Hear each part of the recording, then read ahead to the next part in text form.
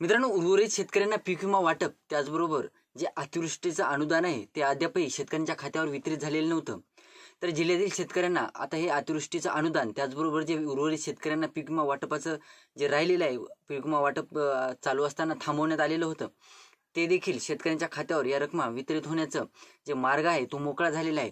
तर तो जिल्हा कोणता आहे, त्याचबरोबर या जिल्ह्यातील शेतकऱ्यांना आता हेक्टरी किती रुपये पीक विमा मिळणार त्याविषयीची सविस्तर माहिती 2 ते 3 मिनिटात आपण कव्हर करण्याचा प्रयत्न करणार आहोत।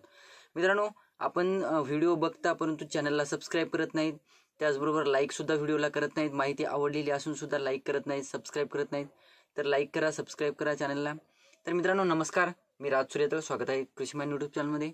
मित्रांनो, आपण ज्या जिल्ह्याविषयी आज माहिती घेणार आहोत तो जिल्हा म्हणजे जवळपास वाशिम जिल्हा। वाशिम जिल्ह्यामध्ये आपण या अगोदरच्या एका व्हिडिओमध्ये माहिती घेतली होती की पीक विमा वाटपाला सुरुवात झाली होती आणि हेक्टरी चांगल्या प्रकारच्या रकमा ह्या वाशिम जिल्ह्यातील शेतकऱ्यांना वितरित झालेल्या होत्या। परंतु मित्रांनो, अद्यापही वाशिम जिल्ह्यातील जवळपास 30 ते 40% शेतकरी हे या पीक विम्यापासून अद्यापही वंचित आहेत। वाशिम जिल्ह्यातील बऱ्याच शेतकऱ्यांचे कॅल्क्युलेशन अवेटेड दाखवत आहे अद्यापही, त्याचबरोबर काही शेतकऱ्यांचे जे कॅल्क्युलेशन अवेटेड होतं त्यानंतर ते कॅल्क्युलेशन अवेटेडमधून ते एल्ड बेस 0 मध्ये गेलेलं आहे।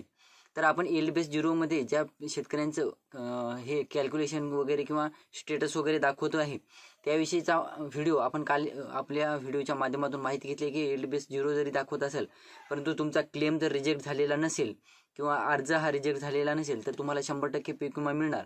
हे पाठीमागं मी 1-2 व्हिडिओमध्ये सुद्धा सांगितलं होतं, कालच्या व्हिडिओमध्ये सुद्धा सांगितलेलं आहे। तर मित्रांनो, कालच्या व्हिडिओमध्ये आपण याविषयी सुद्धा माहिती घेतलेली की एल्ड बेस 0 जे होतं आता ते लोकलाइजरमध्ये कन्वर्ट झालेलं आहे आणि काही शेतकऱ्यांच्या रकमा सुद्धा दाखवणं सुरू झालेलं आहे। याविषयी आपण काल माहिती घेतलेली। वाशिम जिल्ह्यात सुद्धा हेच होणार आहे मित्रांनो, काही शेतकऱ्यांचं एल्ड बेस 0 दाखवत होतं तर त्यांनी जर क्लेम केलेले असतील वैयक्तिक क्लेम वगैरे तर त्यांचं आता एल्ड बेसमधून लोकलाइजमध्ये वगैरे असं कन्वर्ट होणार आहे। तर मित्रांनो, वाशिम जिल्ह्यातील अद्यापही जे शेतकरी कॅल्क्युलेशन अवेटेड होतं किंवा जे शेतकरी अद्यापही पीक विम्यापासून वंचित होते त्या शेतकऱ्यांना 5 मे पर्यंत हा पीक विमा शेतकऱ्यांच्या खात्यात वितरित व्हा आणि अतिवृष्टीचे जे अनुदान आहे ते सुद्धा 5 मेच्या अगोदर शेतकऱ्यांच्या खात्यात वितरित करावं यासाठी जिल्हाधिकारी कार्यालयासमोर जे ठिय्या आंदोलन करण्यात आलेलं होतं त्या आंदोलनाअंतर्गत आता 5 मे पर्यंत त्यांनी ग्वाही दिलेली आहे जिल्हाधिकारी यांनी।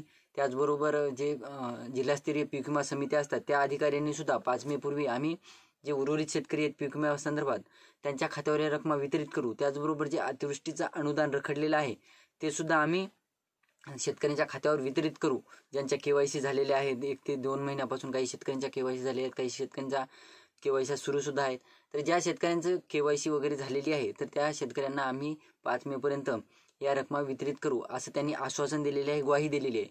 परंतु मित्रांनो, आता बघायचं झालं तर हे आश्वासन दिलेलं आहे ते खरंच पूर्ण करतील का हा देखील प्रश्न उभा राहिलेला आहे। परंतु जे ठिय्या आंदोलन करण्यात आलेलं आहे त्या आंदोलनाचा चांगलाच पडसाद हा जिल्हाधिकारी कार्यालयातील काही अधिकाऱ्यांकडून किंवा जिल्हाधिकारी कार्यालयासमोर दिसून येताना दिसलेला आहे आणि त्या अंतर्गत न्यूज सुद्धा बऱ्याच व्हायरल झाल्या आणि या न्यूज अंतर्गत वाशिम जिल्ह्यातील जे शेतकरी आता उर्वरित आहेत पीक विम्या संदर्भात आणि अतिवृष्टीचं अनुदान ज्यांना बाकी आहे त्या शेतकऱ्यांना आता हे मार्ग मोकळा झालेला आहे। 5 मे पूर्वी त्यांच्या खात्यावर ही रक्कम वितरित करण्याचं आश्वासन देण्यात आलेलं आहे। तर ही होती छोटीशी माहिती मित्रांनो वाशिम जिल्ह्यातील शेतकऱ्यांसाठी। तर व्हिडिओ आवडला असेल तर लाईक करा, चॅनलला सबस्क्राईब करा आणि जास्तीत जास्त शेतकऱ्यांपर्यंत पोहोचवण्याचा प्रयत्न करा। धन्यवाद।